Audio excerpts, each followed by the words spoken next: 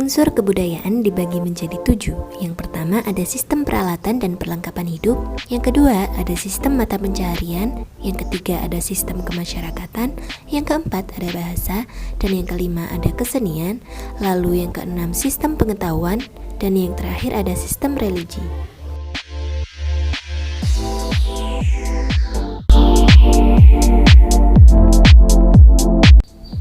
Di sini saya akan menjelaskan unsur-unsur budaya. Yang pertama yaitu sistem religi. Sistem religi disebut juga kepercayaan. Manusia percaya terhadap sesuatu yang lebih tinggi darinya atau penciptanya. Misalnya agama. Di Indonesia sendiri diakui adanya 6 agama resmi, mulai dari Hindu, Buddha, Islam, Katolik, Kristen, dan juga Konghucu. Sistem religi akan menimbulkan kebudayaan seperti tempat ibadah, waktu upacara keagamaan, alat untuk upacara, atau pemimpin acara keagamaan.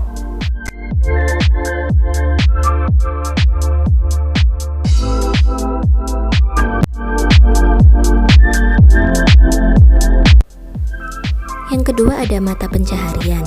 Indonesia adalah negara kaya akan keberagaman, termasuk alamnya.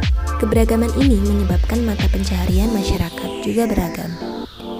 Selain itu, sebagian penduduk Indonesia bermata pencaharian sebagai petani karena memang tanah sekitar tempat tinggalnya subur. Ada pula masyarakat yang menjadi pedagang, peternak, pekerja jasa, atau mata pencaharian lainnya.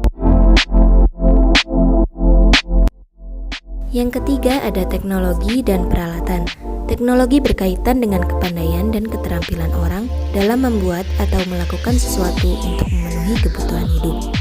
Teknologi yang sudah ada sejak zaman dulu hingga sekarang seperti senjata, wadah, alat angkut, rumah, alat pembuat makanan, pakaian, hingga transportasi.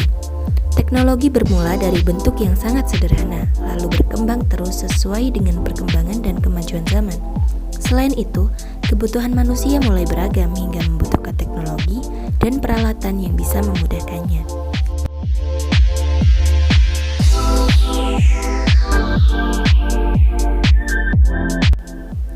Yang keempat ada kesenian. Sebagai unsur kebudayaan, kesenian mampu menunjukkan estetika atau keindahan kebudayaan suatu suku bangsa. Hampir semua suku bangsa di Indonesia memiliki kesenian yang menjadi ciri khasnya. Kesenian dapat dikelompokkan menjadi 2 macam. Yang pertama ada kesenian yang dapat dinikmati oleh mata, seperti seni lukis, seni tari, dan lainnya.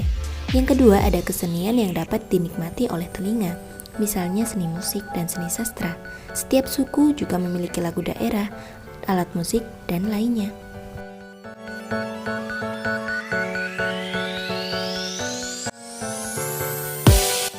Yang kelima ada pengetahuan. Pengetahuan diterapkan untuk mengatasi kesulitan hidup. Pengetahuan itu antara lain tentang alam sekitar, flora fauna, bahan-bahan mentah, hingga benda-benda di lingkungan alam. Berbagai suku bangsa di Indonesia telah memiliki pengetahuan yang tinggi. Selain itu, pengetahuan juga terdiri dari tubuh manusia, sifat dan kelakuan manusia, serta pengetahuannya tentang ruang dan waktu. Ada pengetahuan menentukan arah para pelaut tradisional hingga mengarungi samudra sehingga bangsa kita dikenal sebagai bangsa bahari.